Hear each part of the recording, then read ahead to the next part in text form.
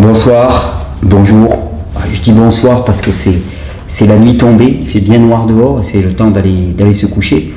Et je relisais un article qu'on m'a fait passer il y a peu de temps, un article qui est particulièrement intéressant, qui est paru dans la revue Nature, qui indique que ce qu'ils appellent la consolidation mémorielle, la consolidation mémorielle, c'est la capacité d'ancrer de façon plus profonde des émotions à l'intérieur du corps.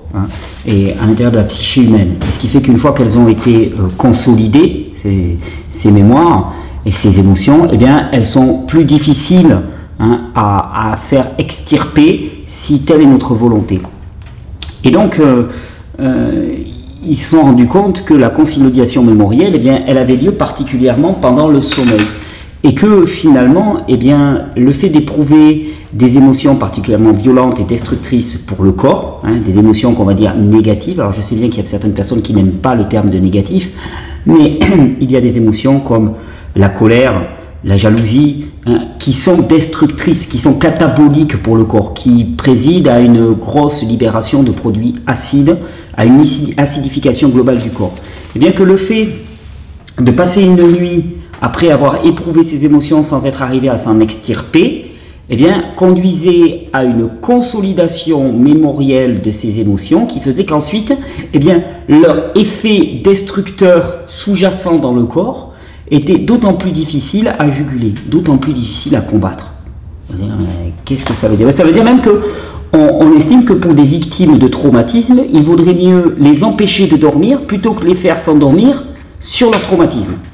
Et alors c'est marrant ça, parce que ça me fait penser à un passage dans les évangiles, c'est dans Éphésiens 4, où il dit bien, où l'apôtre Paul dit, si vous vous mettez en colère, ne péchez pas et ne laissez pas le soleil se coucher sur votre colère. Alors c'est intéressant comme phrase, moi ça m'avait toujours interpellé, mais bon je le prenais comme on le prend souvent, vous savez, comme une proposition, comme un idéal, comme une possibilité. Et c'est intéressant parce qu'il dit, si vous vous mettez en colère, donc il reconnaît que la plupart d'entre nous mettons en colère à un moment ou à un autre, ne péchez pas. Et péché, le terme péché, l'étymologie du terme péché, c'est rater la cible. Rater la cible de quoi? Rater la cible de ce qui est normal et bon pour l'être humain. Et il dit bien, si vous vous mettez en colère, ne laissez pas le soleil passer, se coucher sur votre colère. Et ça c'est vraiment intéressant. Tu te dis donc finalement, sur le plan physiologique, il y a des grands principes. Et ces principes-là, c'est ce qu'on voit dans toutes ces vidéos, de façon, j'espère, le plus exhaustive possible. Ces grands principes-là, ils sont là pour notre bien. C'est-à-dire que tant qu'on ne les connaît pas, on n'est pas libre de les respecter. Une fois qu'on les connaît, on peut choisir de les respecter ou de ne pas les respecter. Mais si on arrive à intégrer que ce sont des principes qui sont bons, qui sont pour notre bien, l'intelligence même, la maturité serait de s'incliner et de les respecter. Eh bien, il y a exactement les mêmes principes qui existent sur le plan psychologique et spirituel. Et par exemple, celui-là, eh bien, de ne pas se coucher sur de la colère, de ne pas se coucher sur une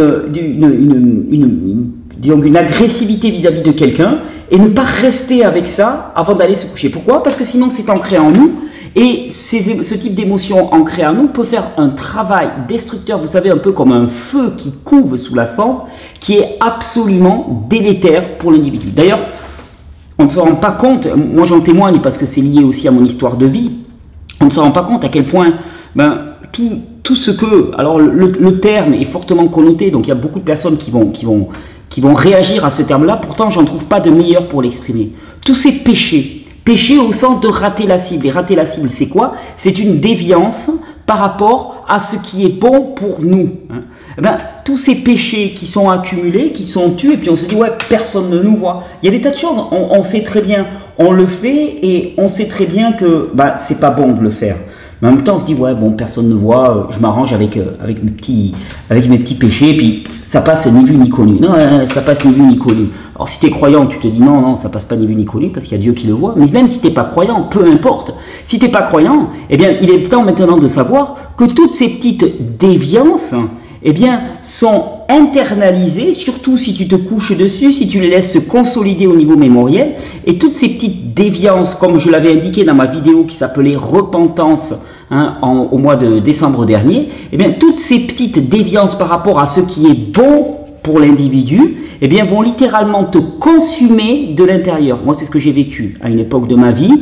Je croyais que je pouvais m'accommoder de toutes ces petites déviances et que je pouvais faire mes petits arrangements avec la moralité, avec ce qui est bon, et que finalement, ça passerait comme une lettre à la poste. Mais ce n'était pas le cas. C'était pas le cas, c'était en train de me manger, de me broyer littéralement. Et ce sentiment de colère contre l'autre, ben, est l'un des sentiments, l'une des émotions les plus destructrices si elle perdure. Avoir un sursaut de colère, qui est une libération d'énergie, ça n'a jamais eu rien de négatif. Et d'ailleurs, dans Éphésiens 4, l'apôtre Paul dit bien, si vous vous mettez en colère, ne péchez point, ne laissez pas le soleil se coucher sur votre colère. Donc c'est pas la colère en tant que telle, c'est de nourrir la colère. Et nourrir la colère, le terme est extrêmement fort et il m'intéresse énormément. On nourrit la colère comme on nourrit la bienveillance, comme on nourrit l'amour, comme on nourrit le soin à l'autre. On peut nourrir la colère, on peut nourrir la haine, on peut nourrir la jalousie. Et donc en permanence, on est dans notre feu et on rajoute des bûches. Et la question c'est, quel feu est-ce que tu attises? Est-ce que tu attises le feu de la colère? Parce que à partir d'une émotion, eh bien, tu vas commencer à surenchérir dessus. Tu vas commencer à surenchérir. Sauf que cette colère-là, la première victime, ça va être toi. Et puis en plus, je vais te dire, la première victime, ça va être toi. Et la colère part toujours du jugement. C'est-à-dire que tu es en colère contre l'autre parce que tu estimes qu'il a tort et que toi, tu as raison. Il est coupable et globalement, tu es innocent. Et ça aussi, c'est un grand principe qu'on ignore ou qu'on ne nous enseigne pas. Comme le précédent que je vous ai présenté, il y a un autre principe, c'est comme tu juges, tu seras jugé. Toi qui juges les autres, fais attention, parce que tu seras jugé à l'aune de la même loi. Comme il y a une autre loi qui s'appelle la loi de la semence, tu récoltes ce que tu sèmes. Et toutes ces lois-là, eh bien, elles sont intangibles pour les individus. Et c'est pour ça que dans ces vidéos, j'ai de plus en plus à cœur aussi de vous donner les clés de ces lois essentielles au niveau psychologique, comportemental et spirituelles, parce qu'elles ne sont pas là pour rien, elles sont là pour notre bien et elles correspondent aussi à une réalité physiologique du corps. Que vous soyez croyant ou incroyant n'a fait aucune différence. Ce type de comportement vous conduit droit à la destruction.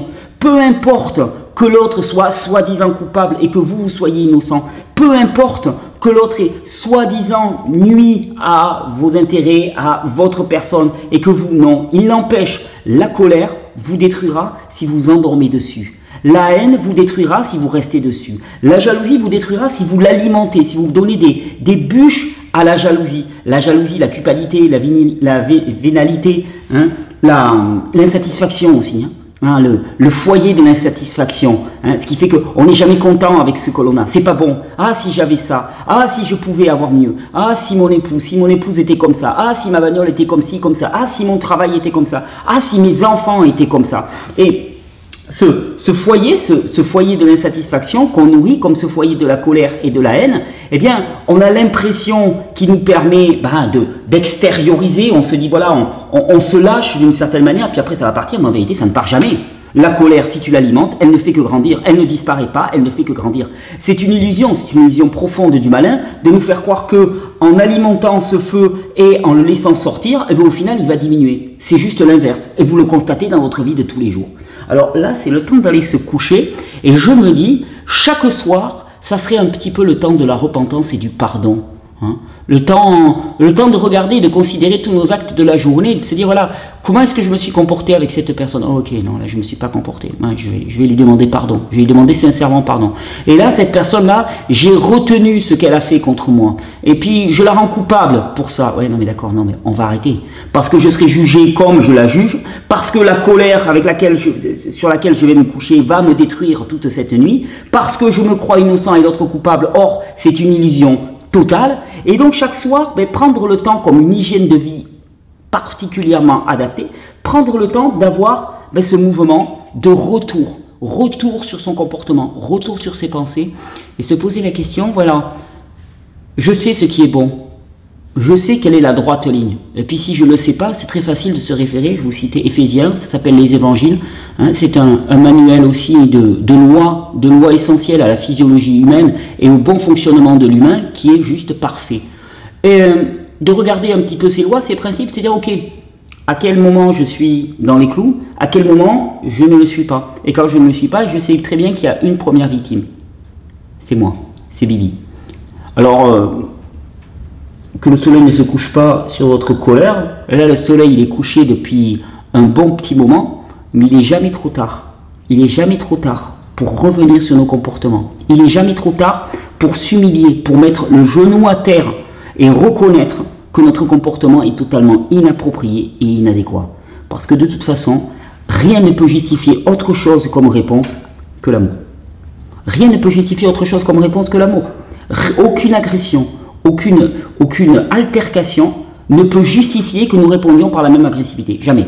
On peut le faire parce qu'on se laisse emporter, parce qu'on se laisse prendre à ce feu brûlant de la colère et de la haine, que le monde attise, que le monde valorise, que le monde met en valeur. Hein, les polémiques, les séparations, les combats, les joutes verbales, les joutes intellectuelles, on est toujours à rivaliser d'opinion en opinion en opinion. Mais tant qu'on est au niveau des opinions, effectivement, on peut se battre tant qu'on veut.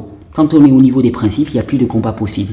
Et l'un des principes essentiels, c'est que rien ne justifie la colère, la haine et la jalousie, l'insatisfaction, la violence et le rejet. Rien ne le justifie jamais.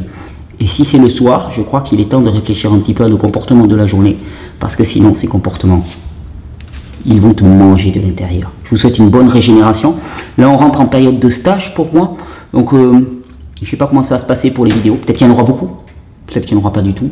Une bonne petite semaine, et on se retrouve ensuite pour toute une série de vidéos. Je suis ravi de l'accueil que vous avez fait à toute cette série de vidéos sur la détoxification. Elles étaient très intéressantes pour moi aussi à réaliser. J'avais jamais fait le point de façon exhaustive là-dessus. Il y a nombre d'autres sujets thématiques, je vois que vous les affectionnez particulièrement, qui arrivent.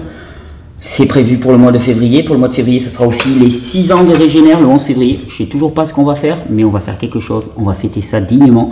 Je vous souhaite une bonne régénération. Je vous remercie d'être toujours plus nombreux. C'est très impressionnant de voir le nombre de personnes qui nous rejoignent chaque semaine, chaque mois. Je vous remercie pour vos encouragements. Je vous remercie pour votre soutien. Je vous remercie pour votre implication. Je vous remercie aussi pour votre capacité à faire passer le message et transmettre. Et je vous remercie surtout d'accepter de rentrer dans cette expérience unique. Cette expérience qui vous conduit vraiment aux limites de votre ressenti, aux limites de la connaissance de votre propre personne pour arriver à découvrir que finalement tout est là strictement, il n'attend que vous, tout est là en germe. Bonne régénération. C'est chaud avec ce feu. Ah non, ça pousse trop le poil là. Sono.